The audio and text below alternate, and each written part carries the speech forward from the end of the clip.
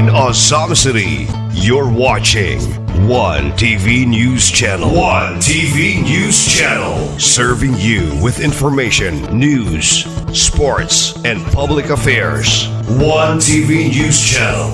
One TV News Channel. Serving you with love. Ang telebisyong pangmasa. One TV News Channel. One TV News Channel.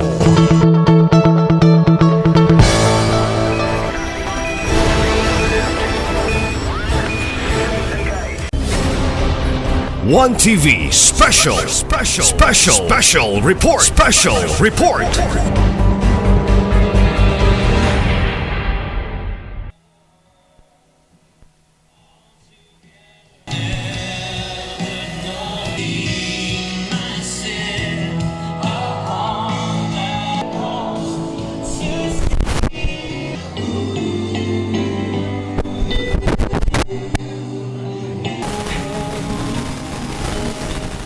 Good morning, everyone. The host for today's flag raising ceremony is the City Tourism Office. I will be the MC or the host. The Pambansang Awit will be led by Mr. Rodel Ramayrat. Panunumpa sa Watawat by Mr. Merjan Tagal. Panunumpa sa Lingkod Bayan by Mr. Ray Fuentes. And sa panunumpa sa Bagong Pilipinas, that will be Christine Fraser. Let us all pray. Father God in heaven, as we enter today's work, we thank you for the fresh start. Grant us, Lord, the wisdom that we need so that we will engage with clients and even to our co-workers with grace. Lord, give us patience in everything that we do, and may your light shine upon us. May your name be glorified forever and ever. All of these we pray in the name of the Lord Jesus Christ. Amen.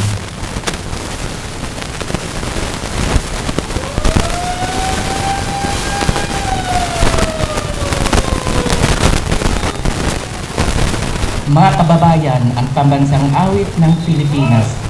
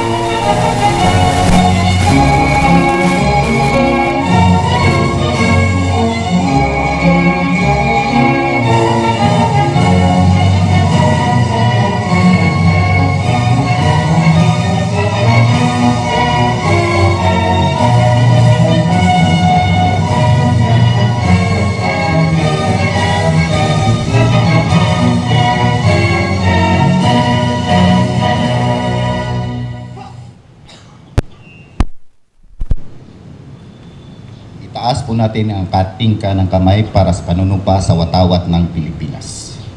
Ako ay Pilipino, buong katapatang nanunumpa sa watawat ng Pilipinas at sa bansang kanyang sinasagisag na may dangal, katarungan at kalayaan na pinakikilos ng sabayanang makadiyos, makatao, makalikasan at makabansa.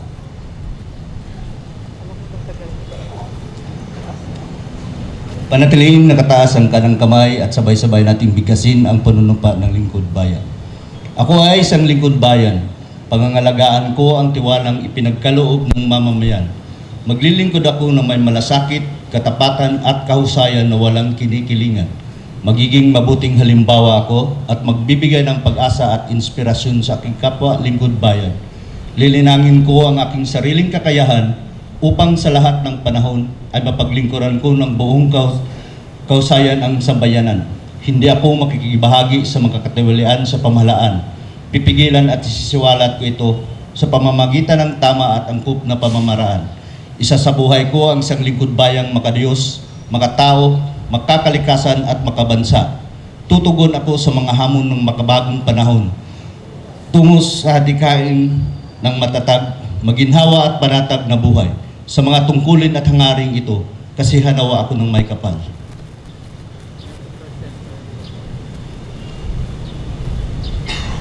Panunumpa ng Bagong Pilipinas. Bilang Pilipino, buong pagmamalaki kong isa sa buhay ang bagong Pilipinas. Buhay sa aking dugo, ang lahing dakila, magiting at may dangal. Palaging dadalhin sa puso, isip at diwa ang aking pagmamahal sa kultura at bayang sinilangan. Kaisa ng bawat mamamayan, iaalay ko ang aking talino sa kasanayan at pagpapaunlad ng aking bayan. Taglay, ang galing na naaayon sa pagdaigdigang pamantayan. Magiging instrumento ako sa pagsulong sa kagalingan, karunungan at kapayapaan. Makikisa at makikilahok ako sa mga adikain ng pamalaan dahil kaunlaran ay hindi lamang responsibilidad ng iilan. Isusulong at pangalagaan ko ang karangalan, kalayaan at interes ng aking bayan minamahal. Bilang Pilipino na may pagmamahal, pakialam at malasakit, hindi makasarili kundi para sa mas nakararami. Tatahakin ko ang landas tungo sa bagong Pilipinas.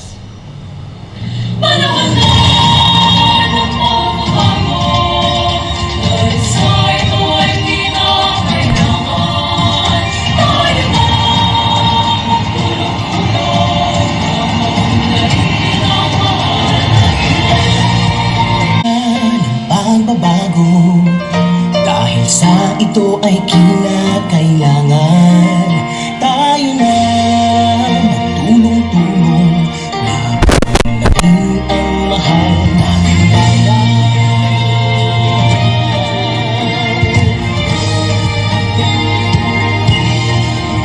Panahon na magbabago at ayos ang mga dapat ayusin. Dapat lang maging tungkulin ng bawat mamamayan dito sa atin. Kaya ng pagbabago patuloy sa pag-asenso, magsikap ng mabuti at nang guminhawa tayo. Ang malaki natin sa mundo at ipamalas ang bagong Pilipino at bagong Pilipinas.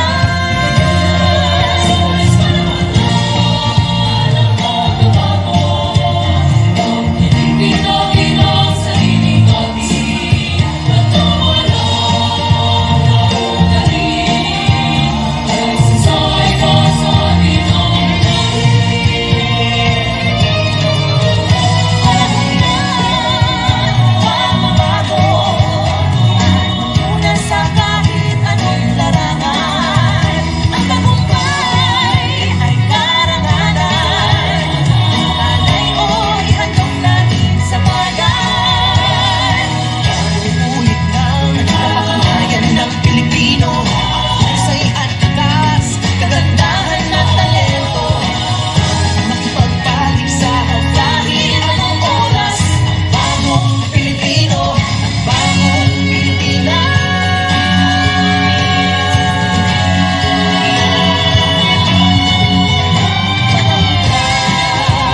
Pagbabago, tunay natin ay gawing maaliwalas. Langit ay magandang bukas, subungan ng bagong Pilipinas.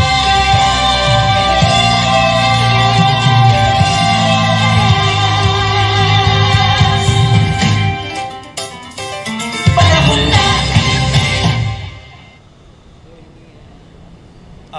A quick announcement from the City Tourism Office.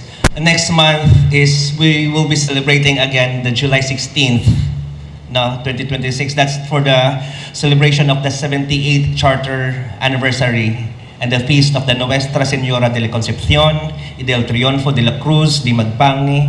And there are lots of activities in the celebration, tentative activities. This will be finalized and will be posted into our official website. But for the meantime, it's sure that we will be having the Miss Ascenso Ozamis 2026 and inviting you to witness the screening of the 51 candidates this coming June 5th, 2026, 1 p.m. dito sa ground floor sa Gaisano Capital, Ozamis City. Dili sa South Wing, sa ground floor.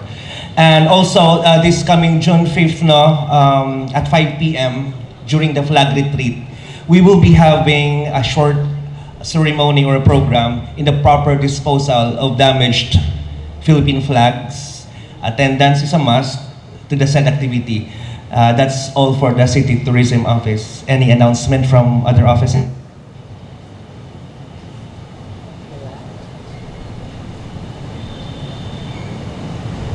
Wala na. Okay, if wala na, that will be all. And salamat sa tanan. Had a blessed week start.